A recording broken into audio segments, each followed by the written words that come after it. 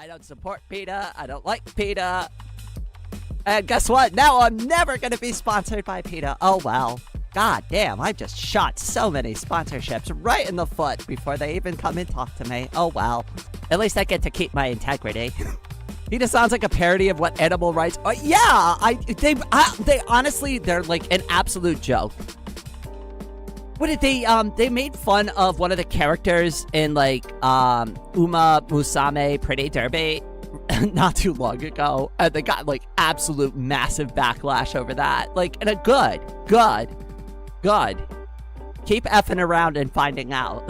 Yeah, there's, like, honestly, like, if you're gonna, like, donate your time and or money to anything, go look for, like, a local animal shelter and go there, right? Like, support local business, support local, like, animal shelters, support, like, your own backyard is the best place to get involved in anything. Like, if you want to get, like, motivated to help, look local, right? Your local community is probably in need of some kind of assistance like that, right? Sorry for not knowing, but who or what is... Oh, it's the people... It's an organization. It's the People for Ethical Treatment of Animals.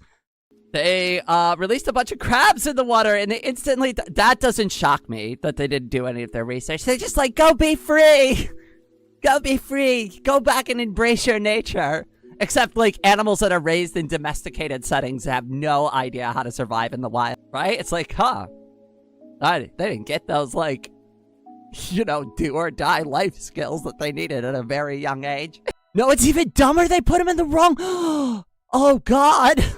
PETA hates zoos, which is weird because they do a better job of protecting him. There are some zoos that are for, like, profit, right? And then there are actual zoos and animal sanctuaries that actually do care about the animals, try to rehabilitate them. Some of them are going to stay there for the rest of their lives. Some of them can be moved back to the wild, right? There are a lot of great places that both house animals and also rehabilitate them. Realist critique of PETA ever. I'm glad you all agree with me at least. Privately owned farms will always be cruel to animals. Yeah, PETA never critiques capitalism. Right? You would think that, like, PETA's #1 enemy wouldn't be, like, random folks who are, like, buying a steak. You think you'd go after, like, you know, the meat packing industry. Why don't you take your fight to, like, the people that are actually, like, causing mass suffering on a widespread scale in the name of profit, right? Stop, like, teasing people over, like, their specific food choices, right? The bigger fish to fry in this situation is the giant corporations that do this.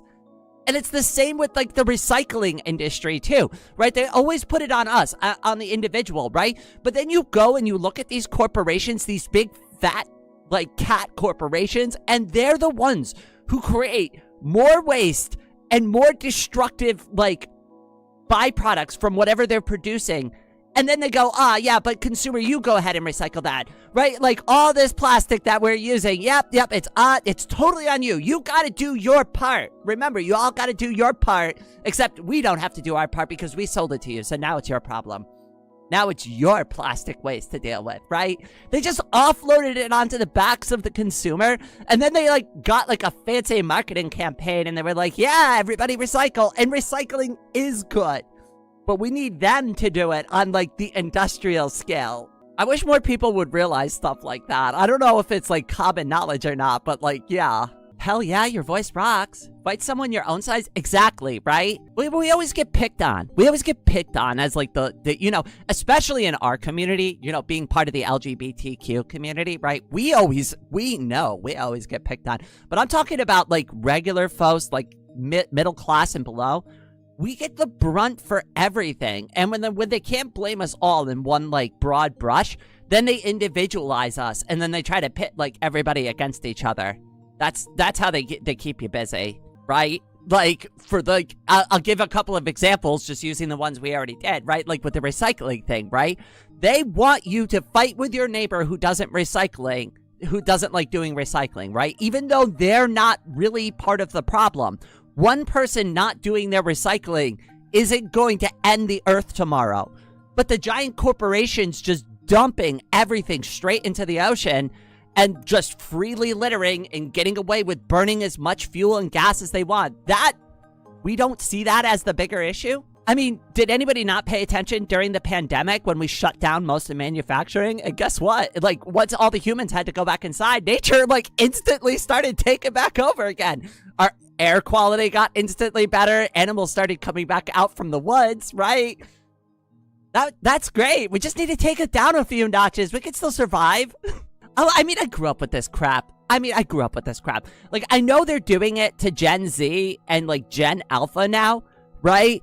But they did it to the millennials first, right? We get blamed for everything. Well, we used to, right? They'll be like, oh, the millennials are lazy. The millennials are too gay, right? The millennials don't want to have children. The millennials ruined the economy, right? Because everything was blamed on us. And it's like, you know what? Screw you. Screw you. And now I see them doing that same crap to, like, Gen Z. And it's like, I remember they started with the Tide Pod thing, which, okay, granted, a couple people consume some Tide Pods, right? And videotape themselves. That does not make it a generational, like, endemic, right? Like, we don't have to be concerned about Gen Z people, like, you know, queuing up bowls of Tide Pods and snacking on them regularly. It was just, like, a stupid thing that happened for a little while. Yet, like, we sensationalized that and tried to, like, frame Gen Z as, like, just a bunch of, like, idiots. They did it to us, too, so, you know. I'm sorry. I wish it was different. We make corn to feed cars, but no solar is too expensive. Oh, the corn industry is something else, too. I hate high fructose corn syrup. I really do. I hate it. If I can get real sugar in any of my products, I absolutely will get that. I don't want sugar alcohol. I don't want your, like, aspartame. I don't want your artificial sweetener. I want real, regular cane sugar. That's it. That's it. That's all I want. It'd just be business by this point. The American commitment to soulless cookie cutter suburbia is baffling. See Phoenix, Arizona. Oh, Arizona's awful. That's a state I'll probably never set foot in. There's a couple of states where I'm just like, nope, nope, nope, nope, nope. Never going there. Florida, Texas, Arizona, probably North Carolina, maybe Virginia. There's a couple places. Anywhere with, like, unreasonable anti-trans legislation, pretty much a no-go for me. Listen, I'm not gonna have a debate about the bathroom with somebody when I'm already disabled and in a wheelchair. When I need to go to the bathroom, I'm gonna go to the bathroom. And it's not gonna be, like, this confusing thing. And you be the one to drag the wheelchair girl out of the fucking bathroom, okay? You wanna be the toxic loser that makes a fuss over a girl in a wheelchair who needs to use the restroom, well, then you be that person. Because I'm going in there. You ain't gonna stop me. In the pandemic, the ozone layer got stronger and stronger. I don't know. Yeah, you know, one of my favorite comedians used to say, it's George Carlin, by the way. One of my absolute, like, favorite comedians of all time was George Carlin. He even did Thomas the Tank Engine when I was growing up. Anyways, he always, like, in one of his bits, he was like, the earth is doing completely fine. It's the people that are effed.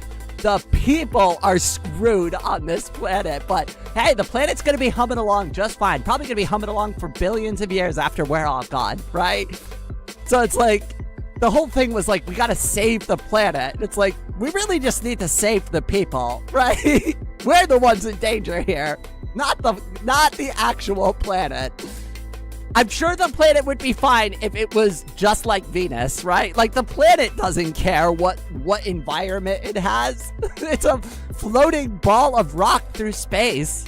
Well, hope they're enjoying the birth rate crisis. Well, you know, it's funny because, like, some countries have a birth rate crisis. Like, it's going in two directions. Some have, like, too many people, and the others are like, yeah, no, we don't want to have children. And it's usually the countries that are, like, modernized and they have, like, really, like, abused middle classes. You see this in, like, Japan Korea, South Korea specifically, and like in the United States, where the middle class is so squeezed so tightly, nobody can afford to have children, right? Like, even if I wanted to change my mind on having children and I was like, I'm gonna go adopt a baby, I could never afford that. I could never afford to raise a child. How am I supposed to raise a baby in this economy? I could barely take care of myself. That poor thing.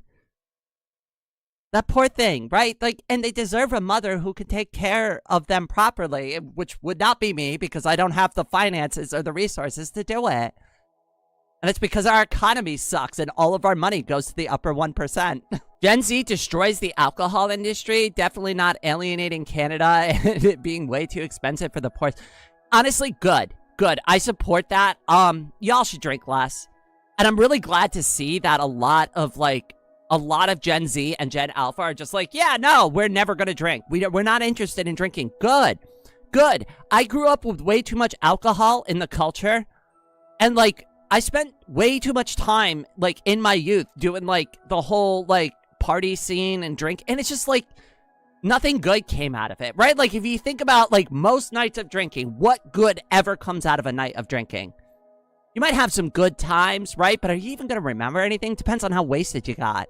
I say have, like, 1 or 2 beers with your friends or maybe, like, a glass of wine and then cut it off there, right? You don't need to get 3 sheets to the wind.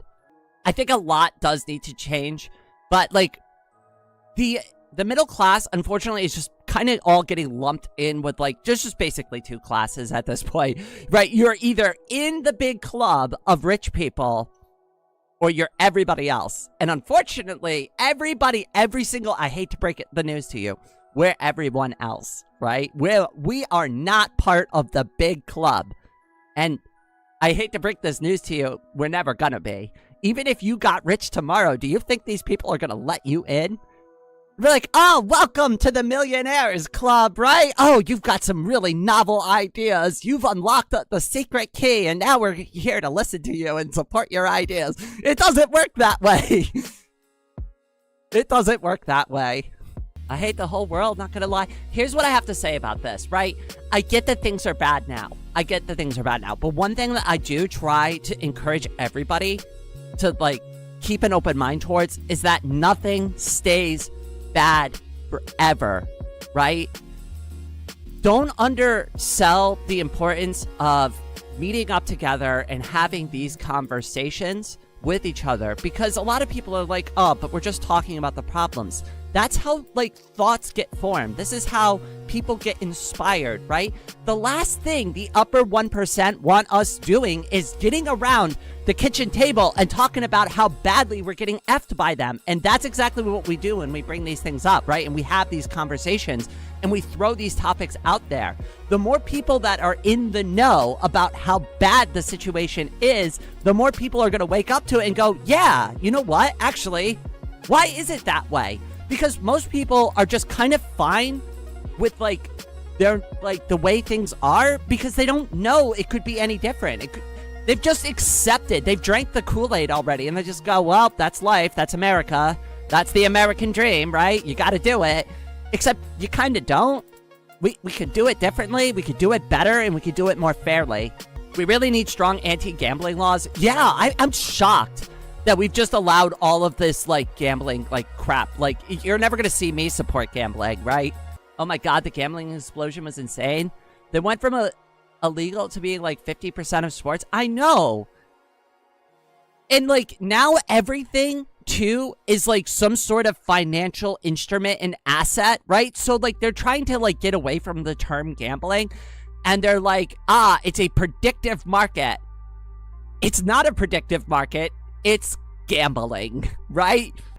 Has anybody ever seen those, like, videos on YouTube where somebody's, like, takes, like, a ball of mud and they shine it, right? And they get it real shiny, right? Think about that with gambling, except it's a ball of poop. Now, you can make the ball of poop all shiny and nice looking, right? But at the end of the day, you're still holding a ball of poop in your hand, even if it looks kind of good. Boy, the anti-capitalism is absolutely real this morning. Y'all fired up on a Monday. Hey, listen, I'm all about it. I hate capitalism. Not to say that I don't understand the rules of engagement with capitalism. Listen. Don't ever criticize somebody for trying to survive in this system, right? Like, if they've got to work, if they've got to, like, self-sacrifice to get the job done, right? Like, so that they can put food on the table for themselves or their family or take care of their medical issues. Don't be going after people like that. Go after the source of the issues, right? Go after the people that are actually causing the pain. Don't go after the individual who's got to work, like, 2 jobs and can't follow their dreams, right? Because they've got like 2 kids at home that need to be fed and taken care of, right? Like, don't go after those folks, right? They're not the problem.